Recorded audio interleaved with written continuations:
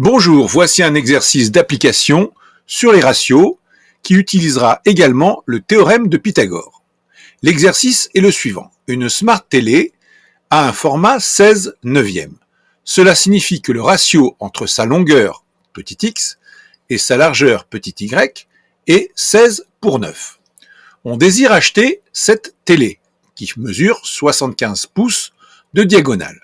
Premièrement, convertit la longueur de la diagonale en centimètres. Deuxièmement, détermine sa longueur et sa largeur arrondies au millimètre. Bien, étant donné que 1 pouce est égal à 2,54 cm, eh bien 75 pouces, cela correspond à 75 fois 2,54, c'est-à-dire 190,5 cm. La diagonale de la télé mesure 190,5 cm. Maintenant, on nous demande de déterminer la longueur et la largeur de cette télé. On peut assimiler la télé à un rectangle que je noterai A, B, C, D. Et à l'intérieur de ce rectangle, eh bien, je peux dire que le triangle ABD sera un triangle rectangle en A. Si j'ai un triangle rectangle en A, eh bien, je peux appliquer le théorème de Pythagore. Le théorème de Pythagore qui va me permettre d'écrire l'égalité suivante. X au carré plus Y au carré est égal à BD au carré, c'est-à-dire 190,5 au carré. J'appellerai cette équation l'équation E. Alors, remarquons que cette équation comporte deux inconnus, X au carré et Y au carré. Je ne sais pas résoudre ce type d'équation. Donc, il me faut une deuxième information. Cette deuxième information, eh bien, je vais la trouver grâce au ratio. Le ratio entre la longueur et la largeur, on sait que ce ratio vaut 16/9. Eh bien, je vais utiliser la définition du ratio pour exprimer x et y en fonction de ce ratio. Cela se traduit par l'égalité x sur 16 égale y sur 9. À l'aide de cette égalité, je peux exprimer y en fonction de x. Et j'obtiens, en faisant les produits en croix, y égale 9/16 de x. Ce sera mon équation que je nommerai grand F.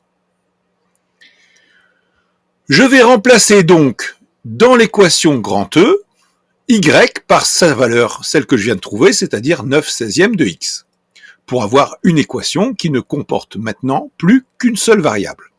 Je vais donc obtenir l'équation suivante. X au carré plus 9/16 de x au carré est égal à 190,5 au carré. Et donc, on remarque que ici, effectivement, mon équation ne comporte plus qu'une seule inconnue, x au carré. Alors, je vais résoudre cette équation, qui s'écrit donc x au carré plus 9/16 de x au carré égale 190,5 au carré. Donc, on va développer cette expression, et l'on trouve x au carré plus 9/16 au carré fois x au carré est égal à 190,5 au carré. Petit rappel, je te rappelle que a fois b au carré, eh bien c'est a au carré fois b au carré. Donc 9/16 au carré multiplié par x au carré. On obtient l'équation suivante, x au carré plus 9 au carré 81, 16 au carré 256, 81 256e de x au carré est égal à 190,5 au carré. Je vais maintenant ajouter ces deux fractions, et je te rappelle que pour additionner deux fractions, il faut absolument qu'elles aient le même dénominateur. Donc je vais réduire ces deux fractions au même dénominateur, et je vais obtenir 256 sur 256x au carré, plus 81 sur 256x au carré, égale 190,5 au carré. Je simplifie, et j'obtiens 256 plus 81 sur 256, x au carré, est égal à 190,5 au carré. Après simplification, on obtient finalement l'équation suivante, 337 256e fois x au carré est égal à 190,5 au carré. Je vais essayer de me ramener à une équation de la forme x au carré égale a, donc je vais transformer légèrement cette équation, et je vais trouver une équation équivalente qui s'écrira x au carré égale 190,5 au carré multiplié par 256 337e. Et donc là, j'ai bien une équation de la forme x au carré égale a,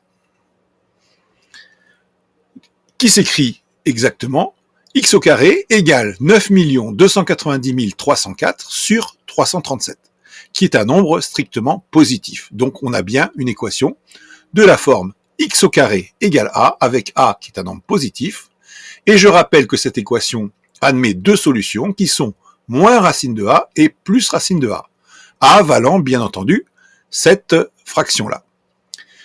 Je peux conclure que les solutions de l'équation sont moins racine carrée de 9 290 304 sur 337 et plus racine carrée de 9 290 304 sur 337. Or, pratiquement, je dois éliminer une solution, celle qui est négative, puisque je cherche une longueur et qu'une longueur ne peut pas être négative.